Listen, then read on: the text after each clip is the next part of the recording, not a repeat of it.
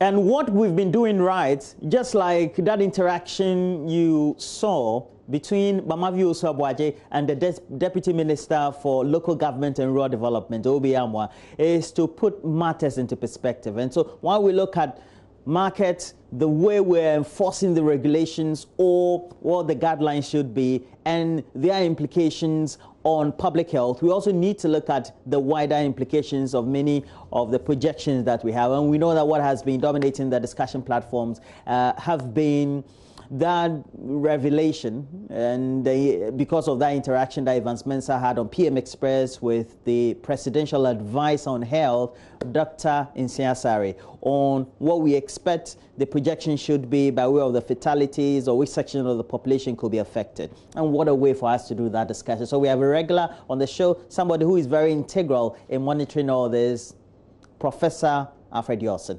And he teaches very premier school. We have University of Ghana Medical School, who also provides surveillance support for the Ghana Health Service. And good morning to you, Prof. Yawson. Okay, great. So we'll keep you on there, and we want you also to have a listen or a watch on that insert by Dr. Nsiasare. We'll play that, and then we'll come also interpret a finding or a survey that has been provided, if not published, by the Ghana Health Service as well. But Dr. Nsiasare first. We have 30 million population here. We expect that about 10% of the population may be infected. And out of the 10% of the population, so is that our projection? Yes, we have that projection. Okay. Out of the 10%, so no, I'm just yes, hoping that this is not this is what we projected. It's not hypothesis. That's what. So Ghana is projecting that 10% of the 30 million population will be infected. I'm coming. 10% may become positive, but out of the 10%, 80% of them may not show any signs and symptoms at all. So that is our projection. And 5% of them will be very ill. Okay. That's the projection. So let me break it down. This is that's important. The reason why I'm just hearing this for the first time, so it's important just to break it down. Yes. Our projection, our modeling says we expect 10% of the population should be infected, positive. 80% of them will not be critical. Yes, that's the projection. 5% will get critical. Yes. How many do you expect to die? If you look at it, I think about 5%, the 5% who get critical, about 10% of them will die. That's how it is. That's how the modeling is. Sorry, that's how the modeling is. Okay. So, but because what we have seen in Ghana, and for that matter in Africa, that this modeling doesn't maybe will not even be the case in Africa, because we are not seeing critical cases. And I've given you the reason, and if you look at the cases that you are seeing, the number of people who are in critical condition is very, very small. Yeah. Even out of the 1,042 that you had, or those who have symptoms of 380, 4 of them, sometimes 2, 9 of them, unfortunately, have lost their lives. So it means we have a situation where this hypothesis may not be the case in Ghana. But we are preparing for this. Okay. And to do all this also, we need to also put matters into perspective, because there's been a survey on all this, the case count, and what their own conjecture and also extrapolations of the Ghana Health Service have been. And this also will add a lot to the conversation, and myself and Kojo Yawson will do that. But that will be on the screens for you, and then you'll get to know. And it states clearly in terms of what the graphics, which is representing that survey or the report by the Ghana Health Service, indicating that it presents a review of the available numbers of COVID-19 and its premise on experiences from other countries, and also makes all these extrapolations.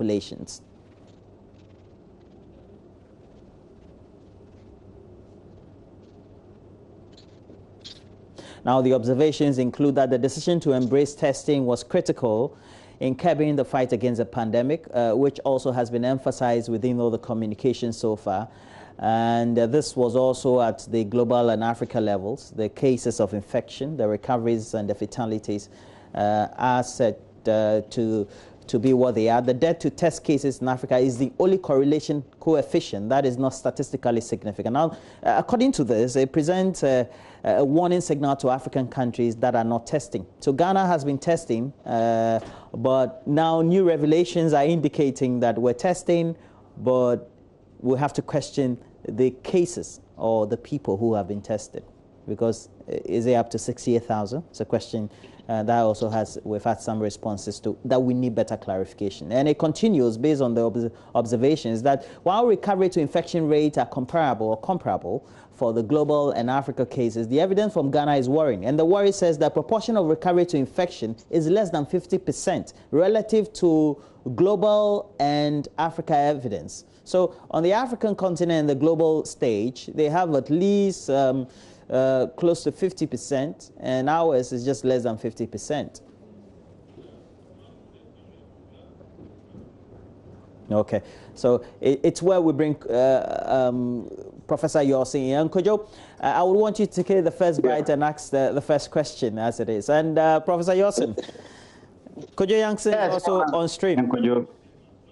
Yeah, hello, Prof. It's good to speak to you. We've been having a look at the numbers, and one thing is quite clear. Ghana has made the right decision in doing the aggressive testing. It is making sure that we have more data than many of our neighbors in Africa. But at the same time, in the grand scheme of things, compared to the rest of the world, our tests are giving us data that raise some questions.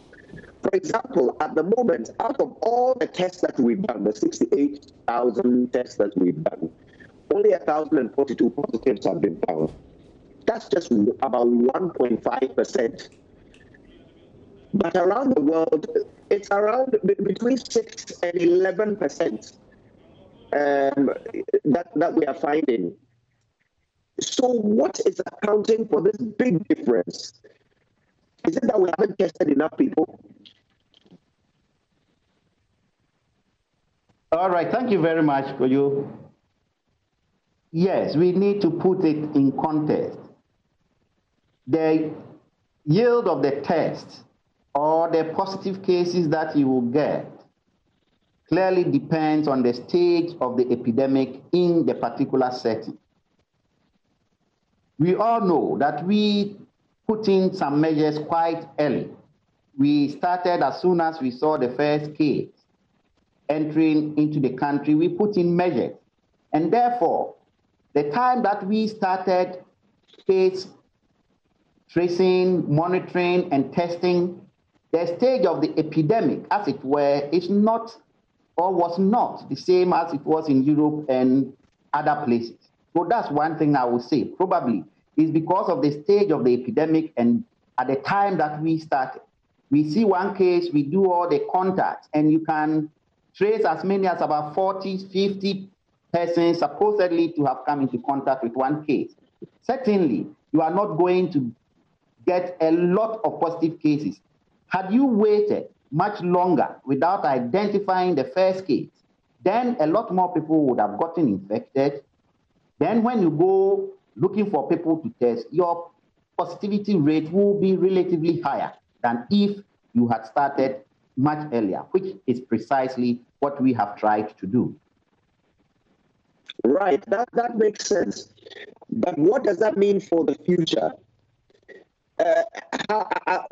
Based on the fact that we've lifted the lockdown at a time when we have quite a big spike in our numbers, we went from 800 and something to 1,042 within something like 48 hours. And then we lifted the ban. And the reality is that spike, those last 100 and something cases, if you consider the fact that they are all people who would have been infected within maybe 2 weeks, because we know the incubation period is 2 weeks. So all these people were infected during the lockdown. Now we've lifted the lockdown. Can we expect the numbers to spike even further? Yes, in terms of disease behavior and characteristics, if you relax or you relent on the efforts that you put in place, certainly that's likely to happen. However, what it is that we are continuing on a lot of the preventive measures that have been put in place. Granted, the lockdown has been lifted. But we are still encouraging as many people as possible to stay home if you have no business doing outside. And also encouraging the use of the wearing of masks, which is key. And this, we believe, the local authorities and the traditional authorities in our local communities should support it, that people should wear masks. It's been seen and known to be protective. And therefore, if we continue to put all these measures in place, we are still continuing to fight.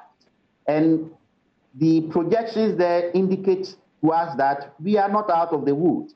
The test positivity rate may be low, but that in itself does not tell us that, no, we are doing so well and therefore we need to relax the intensive measures that we've put in place. We need to do so even more now. The lockdown is one part of it, very useful part, but there are continuing measures we can do, and as citizens and as individuals, if we could only abide by these and adhere to this, we can do ourselves a lot more of good and to the community and to the nation as well. So we shouldn't relax and think that things are getting so well so we can be out in the street jubilating and doing all the things that we are not supposed to do. That will not bode well for us as a country. Prof. Yawson, based on the numbers, I know the president considered many things, many factors in deciding to lift the lockdown. But based on the numbers alone, would you have advised the president to lift the lockdown? For us, and within the context of health, we would have wished the lockdown continued a bit further. But as you rightly said, the president takes a broader view of things. There are socio-economic factors to consider. And you look at it in totality. And therefore, you need to take a decision that will be in the interest of all. For us as health workers, we would have wished, and in terms of disease control, we would have wished it continued a bit. But we also agree, on the other hand, that things must be done so that we will not compromise the life of people who will die rather from other conditions than the COVID. So in totality, the judgment called by the president took into consideration other factors, as he rightly said, including health. But for us as health workers, and from the technical point of view, we would have wished if the lockdown had continued a bit longer, so that the gains we are making would have continued. Yeah. Just before Roland comes in, last night, Dr. Nsiah-Sarrey, who advises the president, gave us the numbers, the modeling for Ghana. So they are expecting that, according to their models, 10% of our population will get infected by COVID-19. Out of that 10%, they expect 5% of them will be seriously ill.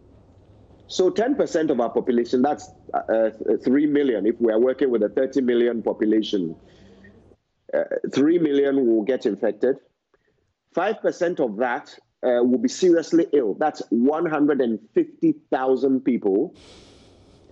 And out of the 5%, 10% of them are expected to die according to the modeling. That would be 15,000 people. But Dr. Nsiah-Sarrey feels that Ghana's situation is unique, and as a result, we may not end up at 15,000 deaths. Now, the analysis we've been looking at also shows that our death rate is lower than the global numbers. Could that be simply because of what you said, the fact that we've been observing the numbers from a lot earlier than the rest of the world? Do you also agree that 15,000 deaths, according to the model, might be too high? Yes, certainly. I must say that, as Dr. Nsiah-Sarrey said, it's modeling. And in modeling, you take, as it were, the worst case scenario. Is for planning purposes, so that you know this is the worst it could be. And therefore, if it so happens, if my health system able and has the capacity to deal with it. It doesn't necessarily mean it is going to happen. And that's one thing we need to emphasize, that because we are putting in a lot of measures and we are encouraging individuals to do their bit in preventing the spread of the disease, we believe strongly we may not get to this number. It doesn't mean, as I said earlier, that we should relax and feel immune. Diseases in human populations behave in similar patterns. So we are not different from the rest of the world. And that's one thing we should also put across. We might have done this earlier. We might have put in measures earlier, but that does not mean we cannot suffer what others are suffering. And therefore, we need to continue to be on our guard. The numbers, as you say, modeling has a lot of assumptions. And these are assumptions. It doesn't mean it's the whole perfect truth.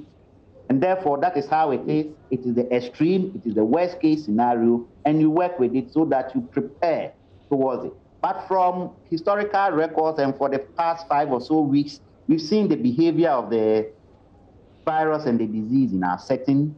As you said, we are getting relatively lower case fatality numbers. And we hope and believe that going forward, the patterns will behave like that. So even if we get so many people getting infected, so many of them, we trust, may still remain asymptomatic, and therefore we may not get these high numbers of critical cases and these high numbers of deaths. Right, but if modeling is for planning purposes, then have we planned for a healthcare system that can cater for 150,000 seriously sick people? That is a challenging question. And certainly, with these numbers, our health system will be stretched. From what we have now, efforts are being made, but we still know we have challenges with PPEs for frontline workers, and that continues to be a challenge. And when we come to critical care, ventilators, critical care, emergency doctors, nurses, we have challenges with it. And that's where you see, unsurprisingly, that even in the developed countries, when the numbers surge, and there are huge numbers like that, whatever your system is, you become overwhelmed. And that is the plain truth. So we are hoping, working, putting in all the preventive measures, both individual, community, institutional, and national level, such that we won't get to this level. Because I will say honestly, we can prepare as much as possible. But when these numbers really become reality, which we hope they will not, and in fact, we are praying it doesn't, our system will then be able to cope with it. Because with these numbers, it will be, well, now impossible for our system to cope. Now, based on what the expectation is, and based on the extrapolation of some 15,000, taken out of the 1.5, does it mean that we still are targeting a certain number because of what the incidentals have been, based on the observations, because the case situation is not up to the 15,000 target as it is? So which numbers now are we looking at? No, we will still continue to work with the 15,000, as you said, because that's the worst case scenario. And as a term that has become known these days, that you try to flatten the curve, whatever it is, whatever measures you need to put in place to flatten the curve as much as possible. And that is exactly what we are trying to do with all the measures put in place. So you wouldn't allow the epidemic to run a course to give you such horrible numbers. You try to do everything to stop it. And that's where in general disease prevention, you do this through different means. Unfortunately for this epidemic, there is no confirmed effective, efficient treatment and no vaccine. You may do these projections, but if tomorrow we get a vaccine, then you see that certainly that projection will not be what is going to happen. So it depends on what measures we put in place. And going forward, we still need to continue to work as if this is what is the reality, and all the measures need to be put in place. So we don't relax at all. And with every strategy implementation, you then go back to the drawing table, look at another, the last count when you had a report, that's the Ghana Health Service, there was an observation which is indicating that we have had everything under control. However, we've had a situation where our recoveries are not close to what the global and the African figures are. What could be the implications of this? Okay, first I must put in perspective. The definition for recovery differs from place to place. There is a standard that before you declare somebody recovered, the person should have 2 consecutive negative tests. We are not certain about or sure about what pertains in other African countries. But as you said, globally, yes, we have quite a number who are currently in treatment or on treatment or in treatment centers, who we are hoping will be tested, and the second test comes as negative, we can have the recoveries. We have high numbers who are potentially getting there, and we believe in the next few days or weeks, we will get these numbers, because we have cases that have turned negative on the first test, and then the second test, hopefully, become negative again. Then we can declare this as recovered. So I don't think the situation in Ghana is completely different from what is in other places. Probably the delay in receiving our test results, because we are a little challenged in that, might account for that. If we had the capacity to do all these tests immediately and release results, you see that our recovery rate will gradually increase, because the numbers are there, over 500 people potentially in the line to recovery. Now, within the period since we lifted the lockdown, there's a high possibility that we'll have a lot of influx or movement to and fro of people who fall in the category of being asymptomatic because of good reasons, but could have a good immune system and so not get to relapse stages. But they will keep transmitting. And they could even recover within that same period where they have been infected, but could transmit to others within the period. What is the estimation you health professionals have? That could be the number, that could be the cases recorded because of movements within the lifting of the lockdown period. Yes, it's all factored into the modeling that was done. Because if you have a high number of asymptomatic cases, unless you go out there to test everybody at the community or population level, the disease will continue to spread. So that went into, I pretty much believe, the modeling. But as it is, we need to continue resources being provided to continue to do the testing. Last question. And also, what we should be moving on to is doing the antibody testing.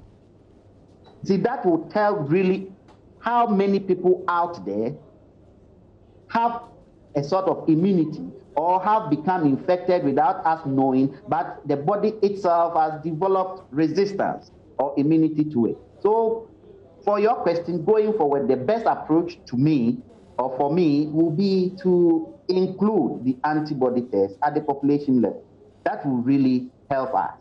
Whilst we're doing the PCRs, we need to get to know how many people out there. Probably we can start with the essential workers, essential things, so that we can get people back into business, back into their places, knowing very well that, yes, these are potentially people that are not going to transmit infection to others. So we need to step up further with the antibody testing. Now that we've had the condition for quite a while in our sector, it is one sure way of curtailing the spread within community by asymptomatic person. Is it now then the strategy that we're hoping that we're going to have a gamble and herd immunity could come in? And so these antibodies that have been developed by the bulk of the population could help as we lay in wait for a vaccine to be approved ultimately here in Ghana? I think that will rather be a lazy approach for any health manager to take. We cannot leave, as we say, the natural course of the disease to progress. We need to put in interventions, and we cannot. So for now, wherever there is a positive case, we need as much as possible to widen the net. It's not only the immediate contact, but all those localities, and that's one approach that is being adopted at the district and lower levels. Once we identify a household, it's not only that household, but all the members of the community. So as it were, we don't leave it only for the natural development of herd immunity, but you try as much as possible to also sieve out those who potentially will be transmitting the disease, isolate them and manage them. Even if they are asymptomatic, we still manage them, keep them in isolation, and then monitor them so they don't transmit to others as they move about freely. Well, thank you very much. If you had not put in any intervention, yeah. Well, thank you very much, Professor Alfred Yawson, also part of this wider network of professionals working to make sure that Ghana has a certain hold on fighting coronavirus. But next, we have to take a break. When we come back, we'll tell you a little bit about Joy Learning, which is introducing new programs, and I tell you, you're going to love them.